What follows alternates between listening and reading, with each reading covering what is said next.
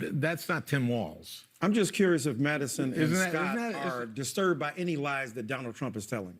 You've done an analysis of Walz. Are there any lies that Donald Trump tells that you are disturbed by? I don't want any politician to lie ever. I wish they would all tell the truth all the time. That was a Kamala Harris evasion. What is a lie that Donald Trump Look, first of all, I don't answer to you, and I don't answer to you. That's number one. What's happening, everybody? I got another Scott Jennings for you today. Now, in the interest of full disclosure, I'm giving you a fair warning.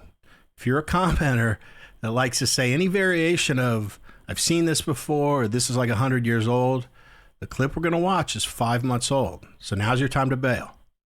Fair? All right.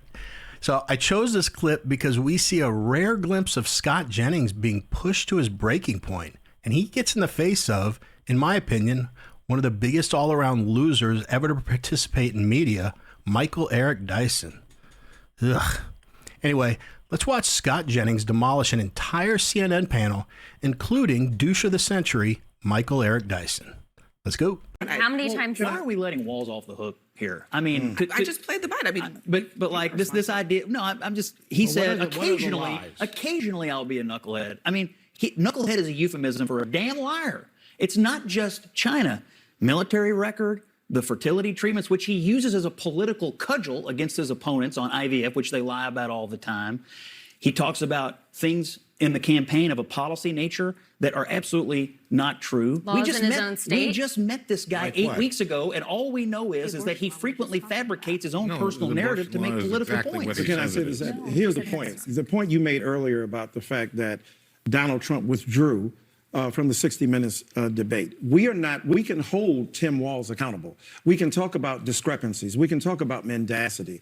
The point you made about the quality and pedigree of a particular misstatement, the kind of quote knucklehead, and we can take it to mean what Scott says, is qualitatively different than a person who is deliberately deploying lies to create false narratives that hurt other people, that have a destructive impact upon the nation, and that he refuses to be held accountable for. Narratives Donald like Trump, the fact that January 6th was a pleasant, quiet tour around that the too, Capitol. but the refusal to acknowledge the truth right before him, not to be held to account, going on Fox News as opposed to CBS's 60 Minutes because he doesn't want to be held accountable, because he refuses in a kind of neo-fascist gesture to be held accountable for anything that he says. Senator, and people sit here and defend him. You've known Tim Walz Yeah. for a long time. Yeah. I mean, this is a pattern for him. He's been asked about it many times. These answers keep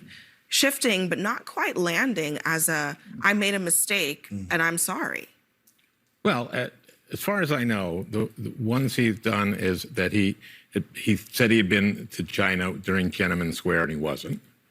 And what are the other ones? His military, numerous issues with his military. The military record is just, he once said that He said he has carried carried a gun in weapons of war, which was not the case, and his nature of rank. theater of war. Yeah. Okay. But are there any lies that you But all are hold on, disturbed let me that let- Donald Trump... let me let Al Whereas finish, please. Trump is just lying every day he has a speech. The New York Times did a analysis of his speech and of Kamala's speech, and he told 86 lies in 63 minutes. I mean, that's. I don't like any lie that any politician has ever said. I wish everyone was 100% honest, but unfortunately, that's not reality. And that's not new to politics or new because Donald Trump is on the scene. What lies is Donald Trump not taking accountability for? I genuinely don't know. Donald Trump has done more interviews with contentious networks than any president or political figure you've seen in your life. I genuinely don't know what they're talking about. They're always contentious with him, and he answers every question. They don't like the answers, but he answers them. So if you've never seen him, you got a little taste there of Michael Eric Dyson. I kind of understood what he said, but this is what he does. He could have conveyed his message in about 1/10 of the words he used. He reeks of desperation, a desperation to be viewed as an intellectual. Like, he needs this to be his identity. I promise I will not spend much more time on Michael Eric Dyson, but I'm concerned that if you don't know who he is, You don't know from that little snippet how annoying he is. Here's another sentence that Michael Eric Dyson said one time. The reciprocity with which the white men use the malformation of the inconsequentialist ideals that percolate so truculently through the nethermost, deepest recesses of our societal structures, or to put it simply, we used to say growing up on the farm, a hit dog a holler. I'm just kidding. I just made that up with a bunch of words. It's all nonsense, as you probably figured out. But some of you out there that were like half listening, I know a couple people were like, yeah, that's something he'd say. Okay, I don't know if he grew up on a farm, but if your response to what I just said is, Matthew, come on, what you just said doesn't make any sense, that means you're getting it. This dude typically says a bunch of words that I've never heard and then follows that up with a good old folksy slogan to show everyone, hey, I'm just like you guys. In case you can't tell, I'm very proud of that impression. I was very excited to share it with you guys. So we haven't even gotten to the good part yet. So start the clip back up again. But Scott Jennings is about to get real assertive with Michael Eric Dyson. Let's take a look. It's not Tim Walz. I'm just curious if Madison and Isn't Scott that- are disturbed by any lies that Donald Trump is telling. You've done an analysis of Walz. Are there any lies that Donald Trump tells that you are disturbed by? I don't want any politician to lie ever. I wish they would all Are there tell the truth lies all the that- time. That was a Are there Kamala lies that Harris Donald evasion. Trump- What Right. is a lie that Donald Trump Look, has first of told all, I that don't you're answer right? to you, and I don't answer to you. That's number one. Number two, I it is don't my point my it is finger at it is my sincere. Well, I don't answer to these two guys. It's my sincerest hope We're that all having a politicians do the conversation, best Scott. job they I'm can. just asking So to you be still honest. haven't answered So the I don't. question. So I don't And answer that's to what either. the That's American right. So you people haven't answered deserve. the And I think question, when you just like Kamala Harris doesn't answer the question. What lies does Kamala Harris tell that you're mad about? Can you give me a list? Have you brought it? Is it in your jacket? Sure. You want me to say some things that Kamala Harris has sort I mean, of honestly. shifted her position on health care? not and shifted. She has Lied. said, no, Lies. she hasn't lied. She's okay. She's never lied. Now it's your turn. Is So- there any Donald Trump ridiculous. lie? How about you like the blood of immigrants? Is there some Donald Trump lie? How about January 6th was just a tour? I didn't have anything to do with January 6th. How about Stormy Daniels? Do you care about that lie? Do you care about the lie that global warming is a ridiculous. Chinese hoax? That's a lie. He knows it's a lie. Everybody knows it's a lie. but I must so say- I'm just curious, will you answer the question, is there one Donald Trump lie that crosses the line for you? I do not agree with most of what Donald Trump has said about January the 6th. From the day it happened to this moment right now, and every day I have been on this network, I could not be more clear about what I think happened on January the 6th, what he did, and what he has Did said. he lose the election? He absolutely lost the election. And There you now go. we've had 3.5 years of absolute terrible. And that's exactly what happened. All right, I guess it guys, was. we gotta I guess leave it was it me there. asking the question. I'm glad you answered. Everyone too, my stick friend. around I for thought us. we were having a conversation here. Coming up next, Very clear. we've got more breaking news.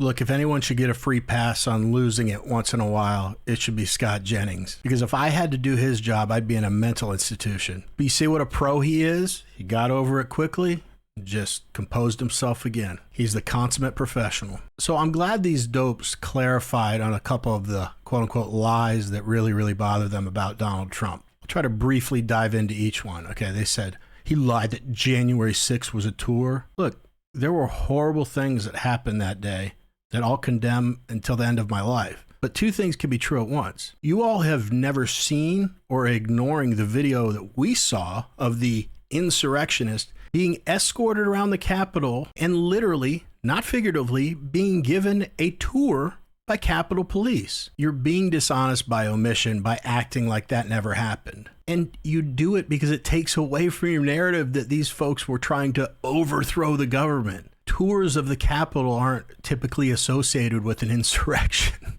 The vast majority of the leadership of the Democrat Party and its politicians are the most amoral group of people ever assembled in history. Now these idiots are so bothered about a man paying hush money to a chick he slept with so his wife wouldn't find out.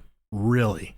If it does bother you so much, though, maybe we should go backwards and go through history and go through every single president and analyze and scrutinize their personal indiscretions. I promise you that wouldn't look good for either party. If we were truly worried about politicians cheating on their wives and paying off women so no one finds out, I'd say a good 70 to 80% of our current politicians would be under scrutiny. So no, it doesn't bother me that he lied about cheating on his wife. I don't agree with the cheating or the hush money, but I don't care about his personal life. I care about his actions and his results. So stop. I'll wrap up with this. No one in that studio knows definitively if the 2020 election was rigged, nor do they know the extent to which man is affecting the Earth's temperature. Are we responsible for 99% of the temperature change or 0.01%? You don't know, and I don't know. So how can whatever he has said about climate change be a lie? And how can it be a lie when he says that the 2020 election was stolen when he genuinely believes it was? I'm not even saying he's right or wrong because I don't know, but neither do any of the people on that panel. But I'm curious to hear what you guys think. I mean, do you think Donald Trump is a giant liar the way the Democrats portray him? Because I view him as very honest. He's the first president in my lifetime that's kept all his campaign promises. He's very transparent with the media. I just don't consider him a liar. And it could be because I'm brainwashed, so let me know in the comments. Oh, and also, feel free to compliment me on my amazing Michael Eric Dyson impression. Anyway, that's it for this video. If you like watching videos of morons getting owned by people like Scott Jennings, then click on one of the videos that's about to pop up on your screen. Otherwise, as always, I've got the best viewers on the planet. I really, really appreciate you watch my video. It means the world to me. Never forget, Jesus loves you. I'll see you guys.